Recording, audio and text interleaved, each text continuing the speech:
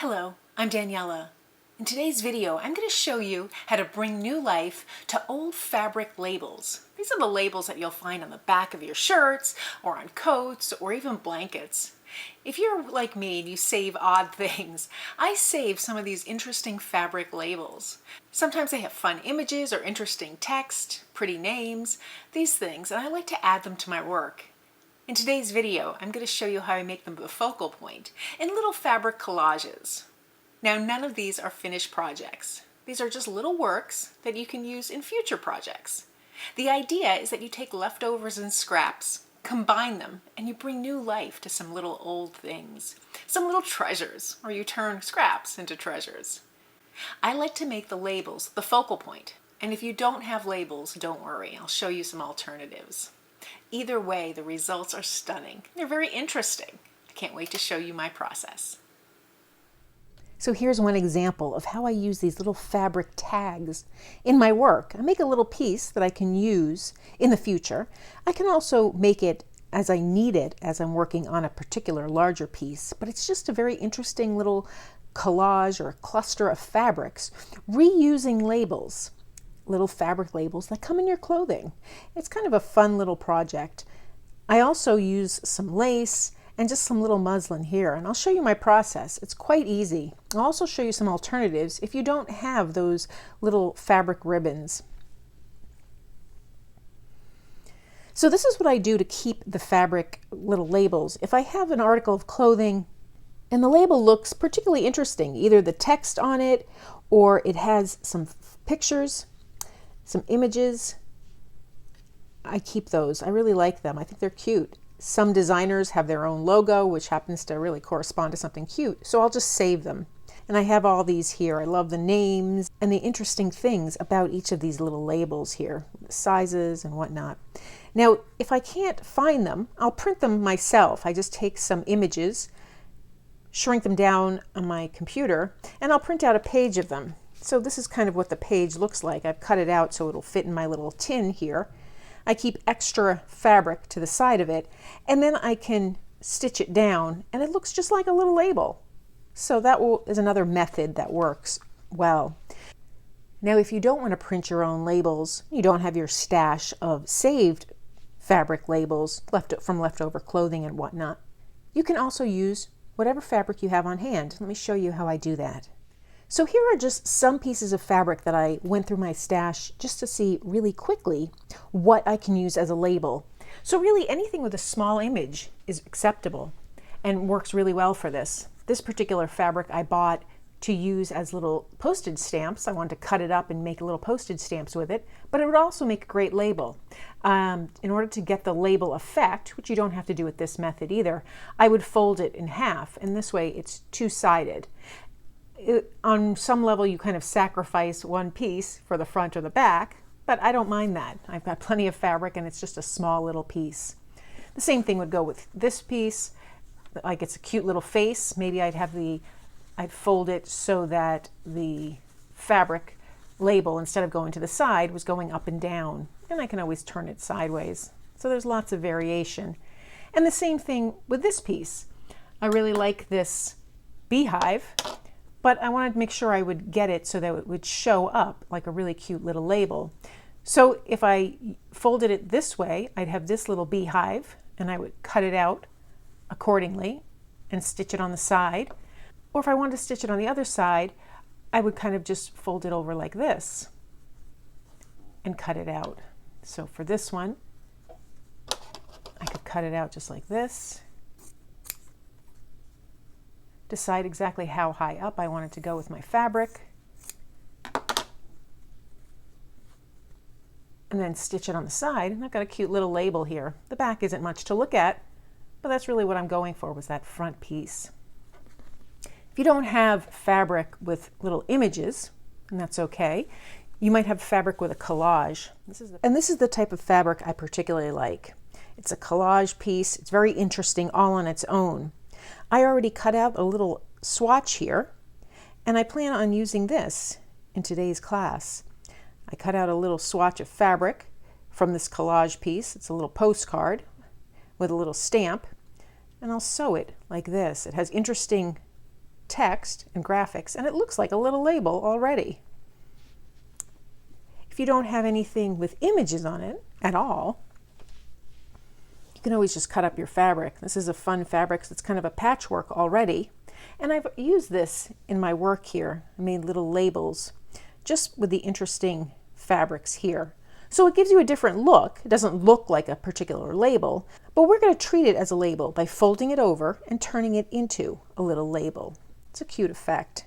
Now let me show you the tools and the little extras that I use to make this come to life.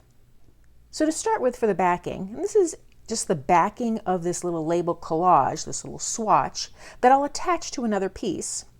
I like to use just a piece of muslin. You can use any fabric you have. So I have two pieces here to play around with. I like to sometimes fold the muslin so it has a neat edge. Sometimes I like to have the raw edge showing. It's completely whatever mood you're in. That's why this is a fun little stash buster. So I have my fake label here, my faux label. To really make it come to life, I like to add extras to it, like some lace. It can be something as simple as a single piece of lace, and I attach this.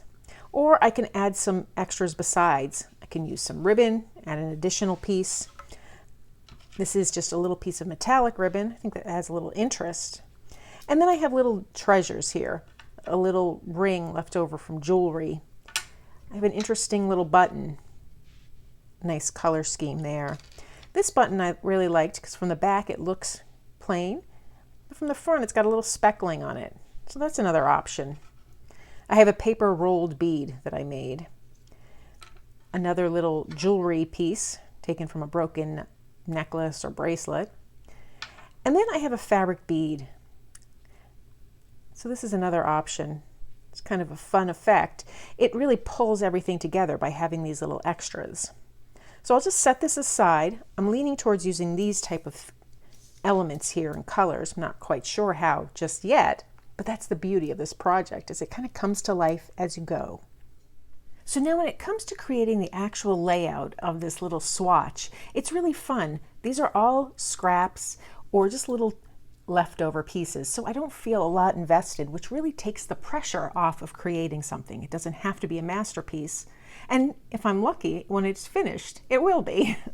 So what I do is I take my label, either the real label, the faux label, the swatch of fabric that you're going to cut to the label. I have that. I have the piece of lace that I want to incorporate with it. And I kind of base this on the color scheme. It's a very simple monotone scheme. And then I have a little bit of gold, which is kind of contradictory with the leftover swatches, and I like that. I also have my muslin here. I don't really want this piece to be very big, but I'm also keeping in mind that I might alter it in the future when I'm using it on my piece. And so for that reason, I'll err on the side of having extra fabric or lace on the piece. So there are really two aspects to this. Because I don't know what I'm going to use it for in the future, I want to keep that and have it a little bit flexible, but I also want to have an interesting focal point. And because I have the interesting focal point, that will make me want to use it in the future. If I have just a bunch of scraps together, I'm less likely to use it because I'm less likely to see something in it. So I tore my fabric here. It gives me an interesting shape. It gives me this beautiful rough edge. It's roughly 7 by 8 centimeters in size, between 2 and 3 inches. It's kind of just a fun little piece that I can work with. I have this lace. I cut it off the end of something, maybe a table runner, and I preserve just some of the main body of it. And I like that contrast between that little ruffled lace, the beautiful finished edge, and the raw edge. So I'm going to use that. I'm also going to overlap it so that it hangs beyond. Now, the reason I'm hanging it beyond my piece is so that in the future I can either cut it back or I can incorporate it into my piece by stitching it down. It's just another layer. This way it doesn't look like I'm just attaching a patch to my future project. So that's what I mean by my flexibility with my piece. My focal point will be here, but I'll have some little added elements to it that I can alter when the time comes for me to use my piece. I have my little faux ribbon from that fabric that I cut. Just carefully fold it in half, and I'll try and tidy up the edge a little. It is a raw edge.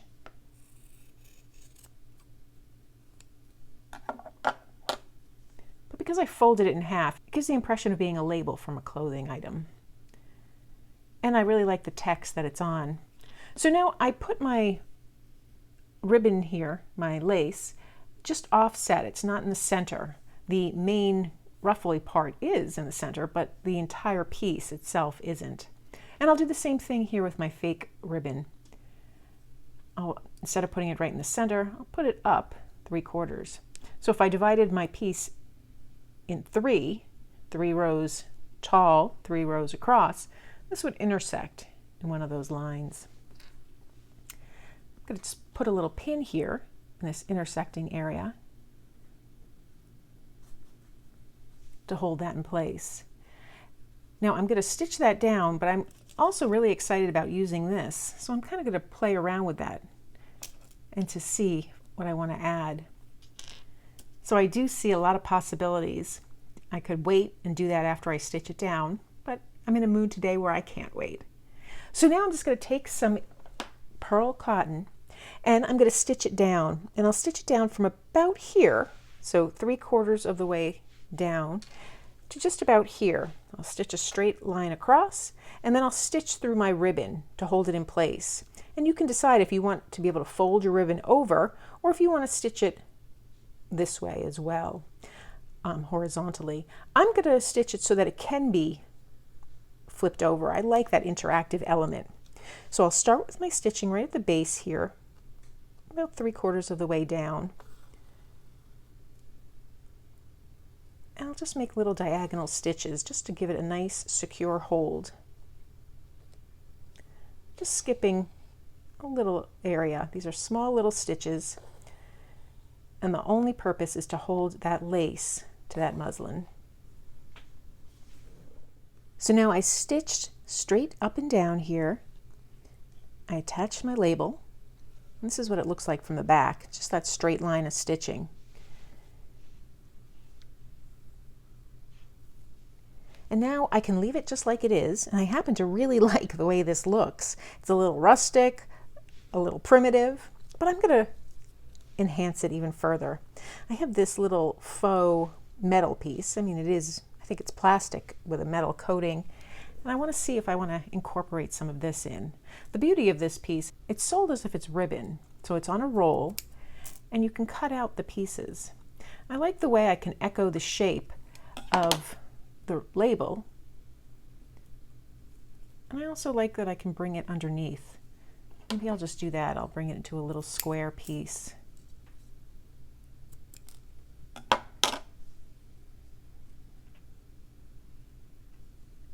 And I'll decide if I want to add a button.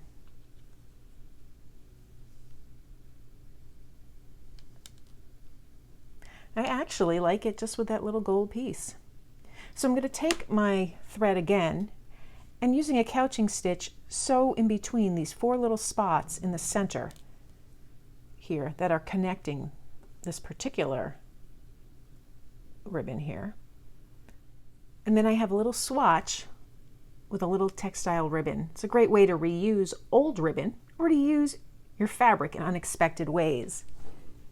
I happen to really like the way this looks, and I have a little piece that I can use in my future slow stitching designs. Now let me show you some variations where I use either the ribbon or the faux ribbon, and I have little swatches made that I can use. So here's the one we made today. Here's the one I showed you in the beginning. I have another swatch here where I took the fabric, folded it so that there was no raw edges showing. I stitched down a little piece of lace. I have my 2 fake labels. I added a little found object of a button. It gives a different effect with the different pieces, and you could really go to town and add lots of things to it. Here's an actual label from some clothing. I incorporated that color, that really remarkable bright color. And again, I just used a little piece of lace in the background. It gave some interest and contrast.